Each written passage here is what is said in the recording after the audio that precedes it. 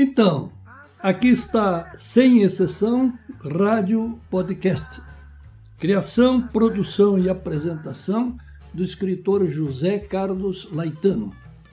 Apoio: Academia Rio Grandense de Letras e SNC Libre, Roma, Itália.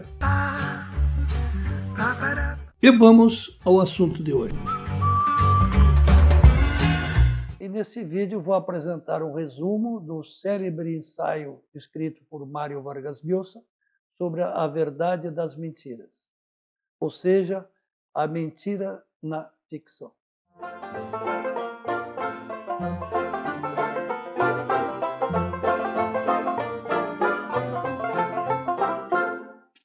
Mário Vargas Llosa escreveu um livro com o título A Verdade das Mentiras, ou seja, a mentira na ficção.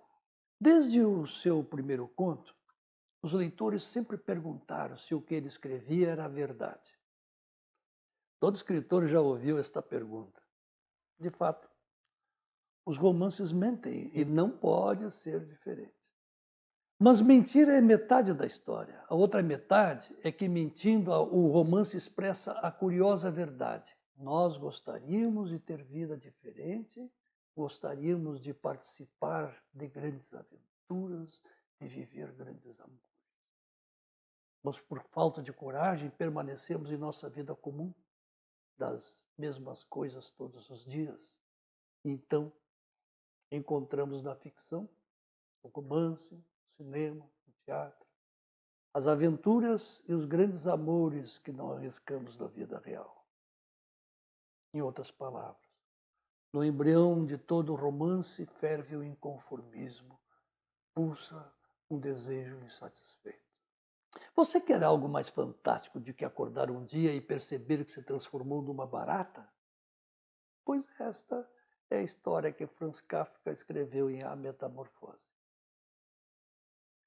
Ainda sobre a mentira no romance, Vargas Llosa escreveu um livro com o título A Cidade e os Cachorros, onde retrata dois mundos.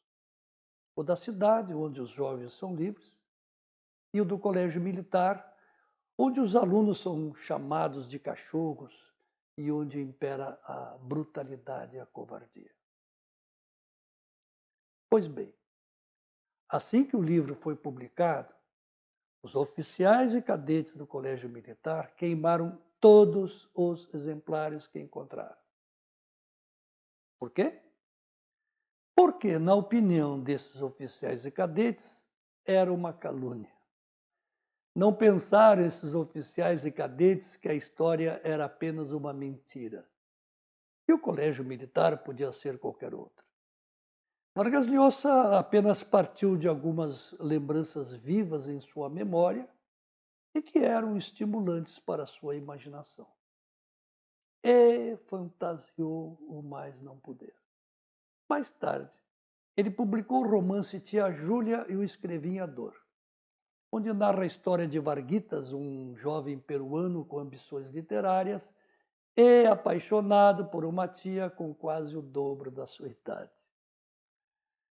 Veja só. A sua primeira mulher publicou outro livro para restaurar a verdade. O ex-marido mentira sobre a família. E ela, ex-mulher, viu-se retratada no romance. Ora, acrescenta Vargas Llosa, não se escreve romance para contar a vida, mas para transformá-la, para acrescentar algo. Escrevemos para brincar de contar história num processo lúdico, para o autor e o leitor. Diz Vargas Llosa, jamais parti de alguma experiência viva em minha memória. Apenas fantasiei sobre minhas lembranças quando eram lembranças minhas. Ou então aproveitei pedaços de narrativas de outras pessoas. E mesmo que eu tivesse narrado apenas fatos verdadeiros que se ajustasse à minha história, mesmo assim estaria mentindo. Porque não é o enredo que decide a verdade ou mentira numa obra de ficção, mas sim que ela seja escrita e não vivida. que seja feita de palavras e não de experiência concreta, que seja escrita e não vivida, que seja feita de palavras e não de experiência concreta. Mesmo quando o autor reproduz um fato da vida real, esse fato sofre profunda transformação. Por exemplo, desenho um personagem a partir do meu avô, mas no seu ofício de funileiro. A partir dessa fotografia inicial, o escritor escolhe alguns aspectos e descarta outros. Ou seja, faz viver alguns detalhes e esquece 1000 outras possibilidades. E ao fazer tais escolhas, ele altera a realidade inicial. E o que escreve converte-se apenas na verdade do que foi escrito. Tudo isso vale para os trabalhos realistas, onde a literatura, cinema e teatro, onde o leitor ou espectador considera como possível o que está lendo ou assistindo. E quando se trata de obra fantástica ou ficção científica? Os mundos descritos são notoriamente inexistentes, e o leitor ou espectador não compara a história com a realidade. Veja 007 ou Missão Impossível. São irrealidades, mas são fascinantes.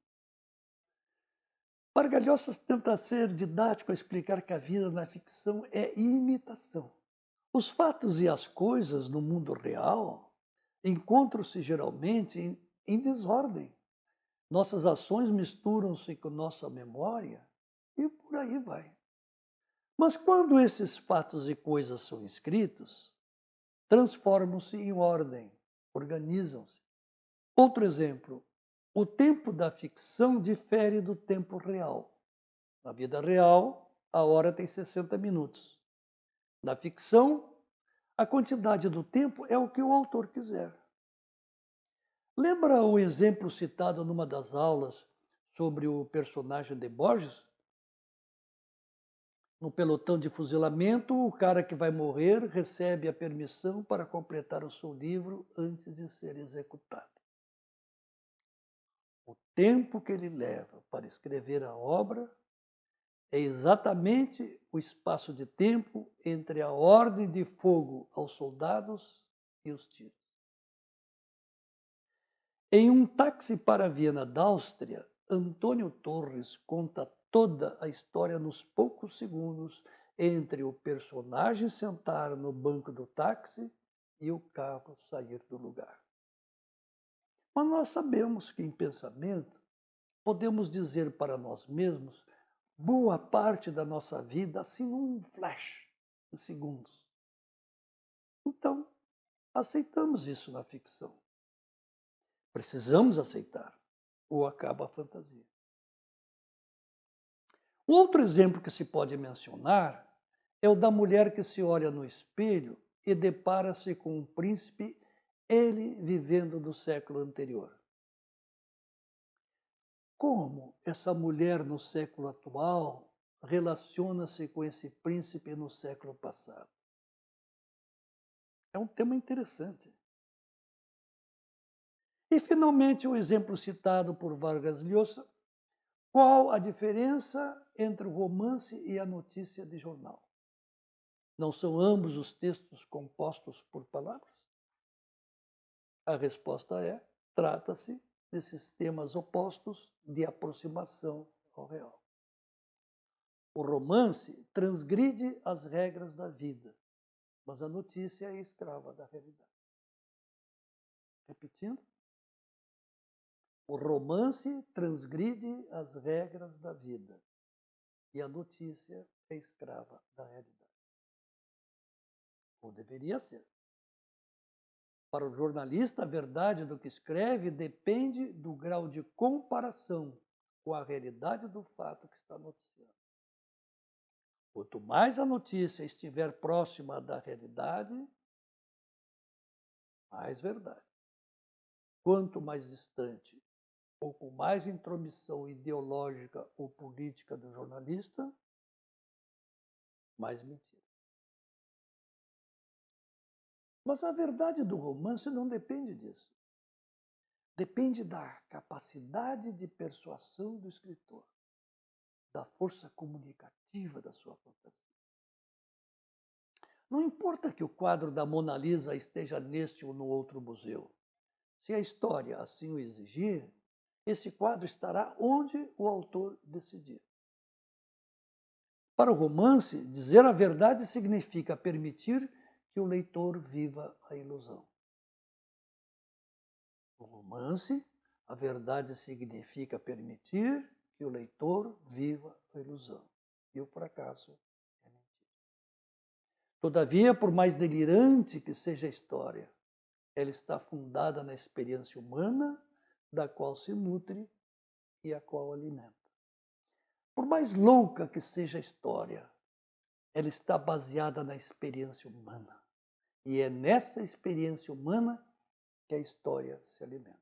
Quando terminamos um bom romance, um filme, onde vivemos a fantasia, nós sentimos um vazio, um empobrecimento da nossa existência. Porque a nossa existência é muito mais pobre e limitada do que a história que acabamos de ler ou assistir. Somos menos do que sonhamos, diz Vargas Llosa. Somos menos do que sonhamos. Por isso, as ditaduras são essencialmente censura. Nas ditaduras, o chefe poderoso não pretende apenas controlar as ações do cidadão, quer também governar as suas fantasias, seus sonhos e sua memória. As ditaduras sempre tentam reescrever a história. Querem reescrever o passado para justificar o presente. E continua Vargas Llosa citando os incas. Quando morria um cacique, o novo chefe ordenava a morte de todas as mulheres, filhos e ajudantes do chefe morto e apagava toda a história existente. Em seguida, os puxa-sacos do novo chefe escreviam uma nova história, ou seja, a história do chefe de plantão, a história oficial. Por isso os incas não têm história inteira, só a última versão. No afã de tudo controlar e decidir, o ditador ataca a arte, a literatura, o cinema, o teatro, tenta arrebatar do cidadão o direito de inventar e de acreditar nas mentiras que lhe deem prazer. E o cidadão assim empobrece a sua existência e a mentira oficial passa a ser verdade. E concluo eu, a boa literatura, o bom cinema, o bom teatro, com a verdade das suas mentiras, elevam o homem, libertam esse homem dos limites da sua vida cotidiana. E esse homem torna-se senhor de si.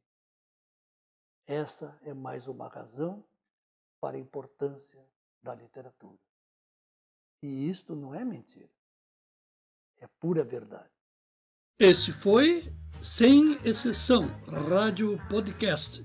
Criação, produção e apresentação do escritor José Carlos Laetano. Se você apreciou este podcast, colabore com este projeto divulgando aos seus amigos. Para conhecer minhas obras, basta acessar o site www.josecarloslaetano.com.br. E não esqueça, você é o que você pensa, e você pensa o que lê e ouve.